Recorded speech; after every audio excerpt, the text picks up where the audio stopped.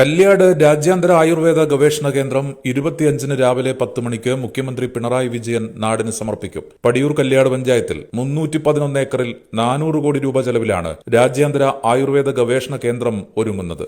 ബൃഹത്തായ ഗവേഷണ കേന്ദ്രത്തിന്റെ ആദ്യഘട്ടത്തിന് 190 കോടി രൂപയാണ് ചെലവ്.